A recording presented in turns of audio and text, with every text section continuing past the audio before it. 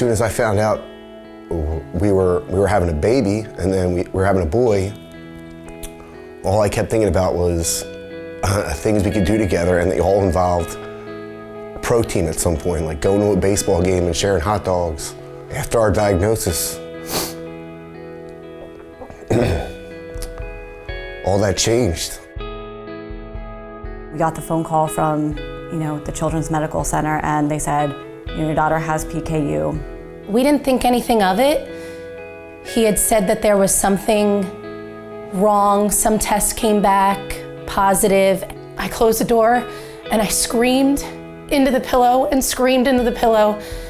And I think it was 5 days before I left the house. We were lucky enough to have a very supportive family, and so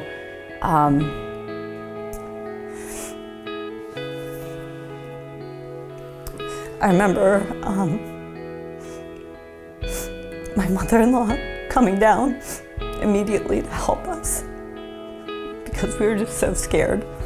Our life was really completely changed in a sense. We had to measure every single ounce that he took of this special formula, then measure the breast milk that he had, and then also make sure that he got every single ounce of it every single day. If you had a high level, we were tough on ourselves as parents as to, well, it's our fault. It's, because we're trying to control as much of it as we can.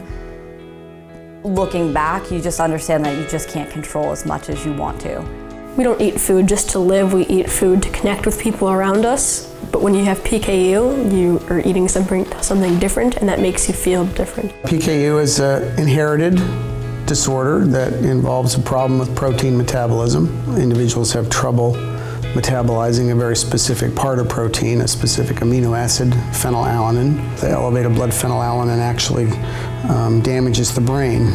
And so it's important from a treatment standpoint to try to reduce the phenylalanine levels in the body as much as possible to try to prevent the brain problems. And we treat them initially with a dietary therapy that reduces their intake of phenylalanine. Some foods that I cannot eat would be fish, steak, pork, chicken, chocolate, anything that really has milk in it. There's a lot of stuff that I can't eat.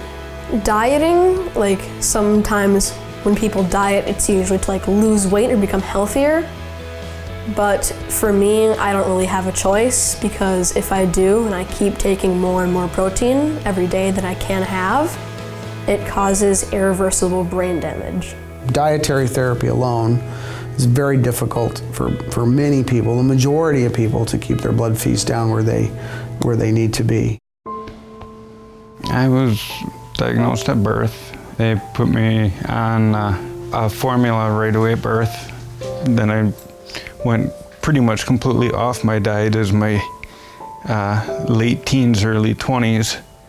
And that was a big mistake. And that's partially how some of my problems is how I lost track of my diet. I've got a lot of neurological problems. I've had multiple seizures. My muscles shake.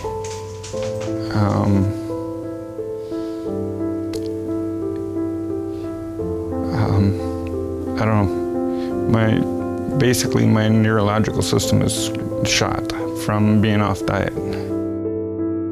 The PKU diet, which consists of formula and low-protein foods, remains the first line of therapy for most people living with PKU. And we know that this dietary therapy is very difficult to maintain. When I was on the formula bar, I didn't like them that much, so I threw them away, and I hoped that my parents wouldn't find them. But then my parents started finding them, and I started getting in trouble, and I started having troubles in school. Our surveys show that 67% of adults and 25% of children who follow dietary therapy cannot control their blood Phe levels within the recommended range. The existing therapy is not good enough. Quite a few people whose blood phenylalanine start to elevate over time is that we do start to see more significant problems with attention issues, mood, being able to carry out complex instructions and tasks, and almost everybody with PKU, even if they're in quite good control, we find some abnormalities on the pictures that we get of the brain. Primarily, the most common thing that we see is that the white matter, which is sort of the wires that connect all the different parts of your brain, seems to be abnormal in its consistency, if you will. A cure would mean everything to us, but really it would mean everything to Brody. It would mean that he wouldn't have limitations. I wouldn't have to worry about how much protein he's getting and if his brain's okay, and if he's growing like everyone else. You always want to give your child the best and help them to have the easiest life possible, and taking this burden off of her would be everything. A cure for PKU to me means more freedom, and I could focus more on accomplishing my dreams than focusing on my food. PKU is a disease that is very limiting, and today, more than ever, we are closer to a cure.